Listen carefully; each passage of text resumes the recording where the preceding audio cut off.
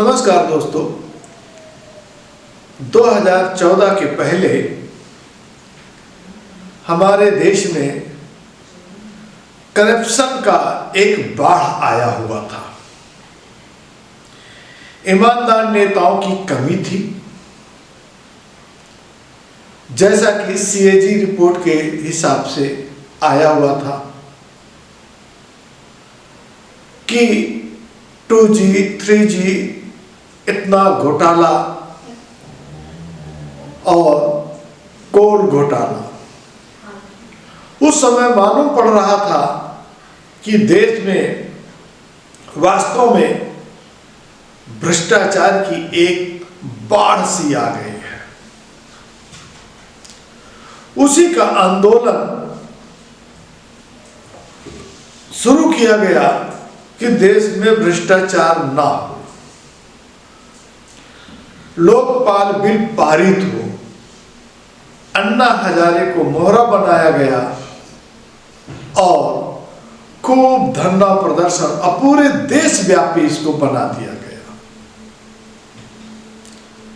और सभी लोगों ने एक विश्वास किया कि वास्तव में देश में बहुत भ्रष्टाचार हुआ, बहुत महंगाई हुई, और नारा भी यही दिया गया था, बहुत भ्रष्टाचार हुआ और बहुत महंगाई की मार झेली गई। अब नहीं, समय होता है, समय के हिसाब से हर आदमी चलता है। और उसी समय कांग्रेस के थोड़े समय जो है हालात या ग्रह दशा कह सकते हैं अच्छे नहीं थे। निर्भया कांड हुआ था। एक निर्भया कांड दिल्ली में जो हुआ था पूरे भारत को हिला करके रख दिया था, और इसको भी कह सकते कि देशव्यापी आंदोलन हुआ।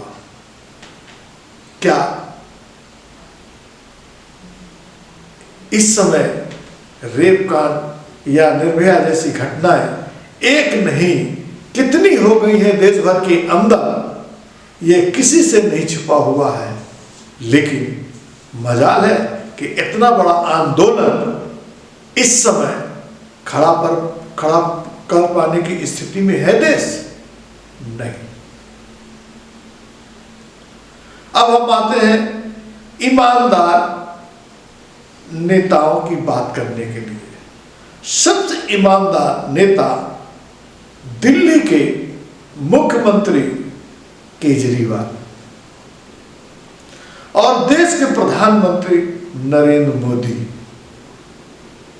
इन दोनों की भाषण पर अगर बात किया जाए, उनके जो वक्तव्य थे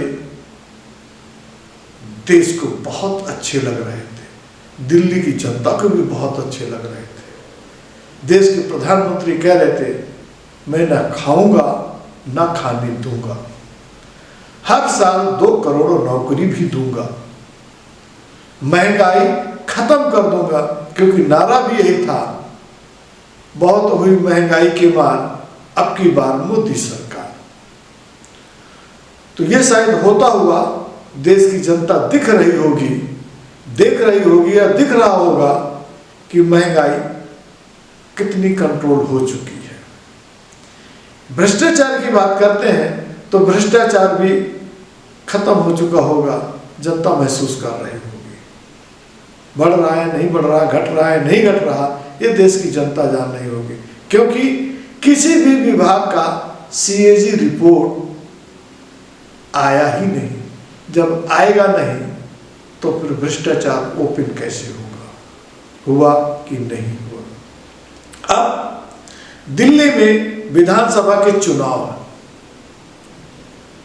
अब दिल्ली में जब विधानसभा के चुनाव है तो जीतने के लिए हर एक अपना एड़ी चोटी का दांव लगा रहा है। और सबसे बड़ी बात तो यह है, ईमानदार की मैंने इसलिए बात की कि दिल्ली के मुख्यमंत्री अरविंद केजरीवाल ये कहने से नहीं चुके थे, मुझे कोई गाड़ी नहीं चाहिए, कोई घर नहीं चाहिए और मुझे सिक्योरिटी की भी कोई जरूरत नहीं है, क्योंकि मैं देश की यानी दिल्ली की जनता की सेवा के लिए मैं आया हूं। दिल्ली की जनता ने विश्वास किया और जिताया। और 3 बार मुख्यमंत्री रहे, भले चाहे 2 साल के लिए रहे हो, लेकिन 5-5 साल 2 बार तो रहे। अब फिर अगर बनते हैं तो फिर मेरे ख्याल से चौथी बार नंबर आ जाएगा। अब बीजेपी ने उसी ईमानदार पार्टी यानी ईमानदार मुख्यमंत्री के ऊपर आरोप लगाया। सही है और क्या गलत है, देश की जनता, दिल्ली की जनता तय करेगी। और जो आरोप लगे हैं बीजेपी की तरफ से कि केजरीवाल का जो शीश महल है वो 200 करोड़ रुपए का है। अब बताइए 200 करोड़ रुपए का दिल्ली के मुख्यमंत्री के आवास। दिल्ली की जनता जान ले कि शीला दीक्षित का जो पूर्व मुख्यमंत्री रही है, क्या उनका भी घर 150 करोड़ का होगा कि नहीं होगा, रहा होगा कि नहीं रहा होगा, वो वहां की जनता जान नहीं होगी। अब केजरीवाल के जो शीश महल 200 करोड़ का घर और उसमें टीवी कंसोल 20,34,200 रुपए का है। मिनी बार इकाई जो है वो 4,80,052 रुपए। एल साइज जो सोफा है उसको भी कह सकते हैं कि 6,40,604 रुपए। अब ट्रेडमिल और जिम उपकरण जो है उसका भी गजब का है, 18,52,155 रुपए। रसोई की सामग्री यानी किचन का 39,08,846 रुपए। जो रेशमी कालीन है 16,27,690 रुपए। और गोल खाने की मेज 4,80,052 रुपए। अब जो कहते हैं बिस्तर में 3,99,499। नकली चमड़े का जो आवरण है उसकी जो अगर बात करते हैं तो 5,45,878 रुपए। और सजावटी वस्तुएं 2,39,223 रुपए। ये ईमानदार नेताओं की लिस्ट है जो बीजेपी बतला रही है, मुख्यमंत्री केजरीवाल का जो चिट्ठा खोल रही है। 2700 करोड़ रुपए का अपने लिए घर बनाने वाला, 8400 करोड़ रुपए के हवाई जहाज में घूमने वाला, 10 लाख रुपए के सूट पहनने वाला व्यक्ति, उसके मुंह से शीश महल की बातें अच्छी नहीं लगती। मैं व्यक्तिगत आरोप प्रत्यारोप में नहीं जाना चाहता, मैं गाली गलौज की राजनीति नहीं करता, मैं व्यक्तिगत आक्षेप नहीं करता, ये मैं भी कर सकता हूं।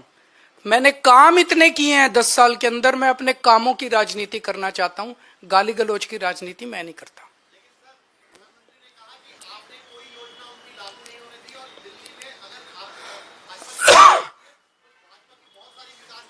हमारे सामने एक ही मकसद होता है, दिल्ली के व्यक्ति का कैसे फायदा होगा। अगर दिल्ली के व्यक्ति का फायदा, आम आदमी का फायदा केंद्र सरकार की योजना से होता है, हम केंद्र की योजना लागू कर देंगे। अगर हमें लगता है कि मध्य प्रदेश की सरकार ने कोई अच्छी योजना लागू कर दी, हम उसे दिल्ली में लागू कर लेंगे। हमें लगता है तमिलनाडु की सरकार ने कोई अच्छी योजना लागू कर ली, हम उसे लागू कर देंगे। हम इस चक्कर में नहीं करता तेरी योजना मेरी योजना, तेरी योजना मेरी, हम इस राजनीति में नहीं पड़ते। वो लोग कह रहे हैं हमारी योजना लागू नहीं की। दिल्ली की आयुष्मान भारत की बात कर रहे हैं ना, हमने कई बार बता दिया कि किस तरह से आयुष्मान योजना दिल्ली के आयुष्मान योजना कहती है जिसके पास स्कूटर है, जिसके पास कार है, जिसके पास पक्का मकान है, जिसके पास टीवी है, जिसके पास फ्रिज है, उसको अस्पताल की सेवाएं नहीं मिलेंगी। बचा कौन दिल्ली में, बता दो कोई? एक मिनट, कोई बचा ही नहीं। हमारी योजना कहती है जिसके पास मर्सिडीज गाड़ी है उसका भी इलाज हम फ्री में कराएंगे। बताओ क्या दिक्कत है? हमारी योजना अच्छी कि उनकी योजना? आज प्रधानमंत्री जी बोले दिल्ली में आपदा आई हुई है। कई बार उन्होंने कहा दिल्ली में आपदा आई हुई है, दिल्ली में आपदा। आपदा दिल्ली में नहीं आई, आपदा भाजपा में आई हुई है। 3 तरह की आपदा भाजपा में आई हुई है। पहली आपदा, भाजपा के पास सीएम चेहरा नहीं है। दूसरी आपदा, भाजपा के पास नैरेटिव नहीं है, उन्हें पता ही नहीं चुनाव किस मुद्दे पे लड़ना है। तीसरी आपदा, भाजपा के पास कोई भी एजेंडा नहीं है इस चुनाव के लिए। तो 3 आपदा भाजपा के अंदर आई हुई है और एक आपदा दिल्ली में आई हुई है, वो है कानून व्यवस्था। दिल्ली के अंदर खुलेआम गैंगस्टरों की गोलियां चल रही हैं, लेकिन अमित शाह को सुनाई नहीं दे रही। दिल्ली के अंदर महिलाएं रो रही हैं, चीख रही हैं, चिल्ला रही हैं, उनकी चीख पुकार अमित शाह के और मोदी जी के कानों तक नहीं पहुंच रही। व्यापारी रो रहे हैं, व्यापारी दया की भीख मांग रहे हैं, गैंगस्टरों से व्यापारी जो है सुरक्षा मांग रहे हैं, लेकिन इनके कानों तक उनकी आवाज नहीं पहुंच रही। मैं प्रधानमंत्री जी से निवेदन करना चाहूंगा कि अपने अमित शाह जी को कहिए, अगर उनको थोड़ा सा समय सरकारें तोड़ने, जोड़ने, एमएलए खरीदने से समय मिल जाए तो थोड़ा सा समय दिल्ली की कानून व्यवस्था पे भी दे दें। और जो काम दिल्ली सरकार कर रही है शिक्षा में, स्वास्थ्य में, बिजली में, पानी में, महिलाओं के लिए, बुजुर्गों के लिए। साथियों, देश भली भांति जानता है कि मोदी ने कभी अपने लिए घर नहीं बनाया।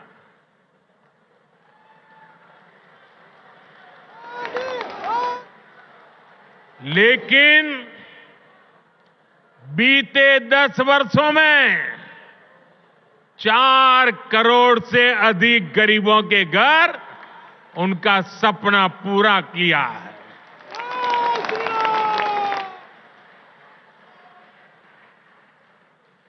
मैं भी कोई शीश महल बना सकता था,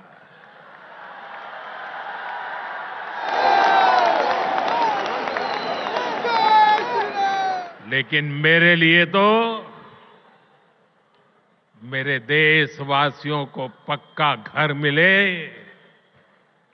यही एक सपना था। क्योंकि है तो एक ही दूसरे के, जो अन्ना हजारे के आंदोलन में बीजेपी का भी रोल था और अरविंद केजरीवाल तो खुलेआम थे। तो केजरीवाल भी पीछे कहां रहने वाले हैं। मोदी जी का जो महल बन रहा है, निगाह नया, उन्होंने भी चिट्ठा खोल करके रखा है। अब सही है गलत है ये बीजेपी वाले जानते हैं और आम आदमी पार्टी के भी जानते हैं। जो आम आदमी पार्टी के आरोप लगाए गए हैं 2700 करोड़ रुपए का, जिनको ये है कि कोई है ही नहीं है, कोई संतान नहीं है, ईमानदार की लोगों को यही आया कि इनके कोई खर्चा नहीं है, इनका कोई परिवार नहीं है, तो ईमानदारी से देश की सेवा करेंगे। तो उनका घर 2700 करोड़ यानी 2700 करोड़ का घर, उसमें 6700 जूते, पता नहीं भैया, आम आदमी पार्टी आरोप लगा रही है। 5000 सूट है मोदी जी के, जो वो महंगे महंगे, क्योंकि वो इसके साथ समझौता तो करते नहीं है, महंगी सूट उनको चाहिए। और 200 करोड़ का झूमर भी लगना है और 12-12 करोड़ की तो गाड़ियां है ही है।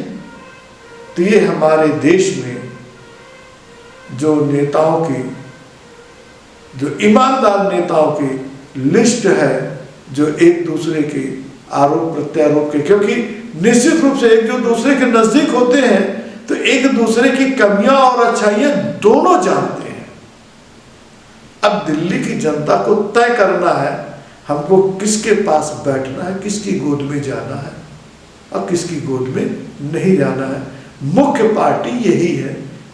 कांग्रेस पार्टी तो एक साइड में है क्योंकि वो जीरो, उसका कोई मतलब नहीं है। हाँ, जो भी उनको सीट मिलेगी वो एक पॉजिटिव होगा, 2 मिले, 4 मिले, 10 मिले, उनके लिए फायदा है, नुकसान नहीं है। लेकिन ईमानदार पार्टी और ईमानदार नेताओं की जब बात करते हैं तो इन दोनों में से जनता को सीखना चाहिए। बीजेपी की अगर बात करें, लगभग पूरे देश में उनका स्टेट यानी राज्यवार जो मुख्यालय है, कार्यालय है, पहले कैसे था, अब इस समय कैसे है, किस प्रकार के बन गए हैं, ये देश की जनता को देखना चाहिए कि ईमानदारी से इनका घर, इनके कार्यालय ये कैसे ये बन गए, क्योंकि ईमानदारी की बात होती है। अभी जैसे पूर्व मुख्यमंत्री उत्तर प्रदेश का ही जो अगर कह लीजिए,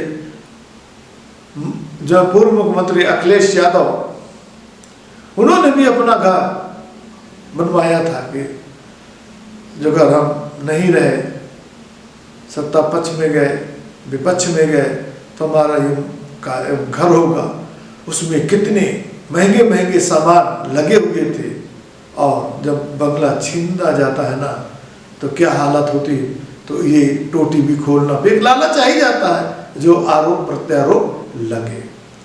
अब देश की जनता को, दिल्ली की जनता को तय करना है कि इनमें से ईमानदार कौन है, दिल्ली की जनता के लिए कौन बेहतर काम कर सकता है, कर रहा है।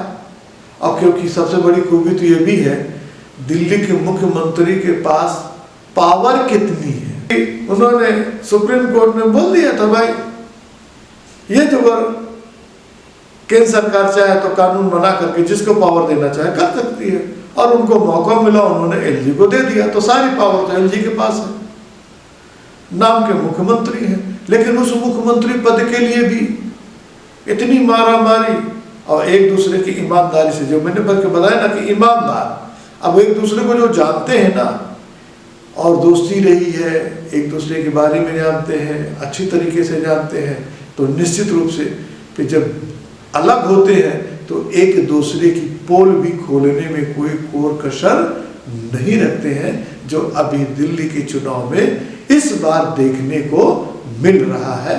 अब तय करना है दिल्ली की जनता को, तय करना है किसके पक्ष में जाना है, नहीं जाना है, कौन किसके लिए काम कितना कर रहा है कि नहीं कर रहा है, और कौन कितना ईमानदार है, ये सब दिल्ली की जनता को तय करना है। जय हिंद, जय भारत।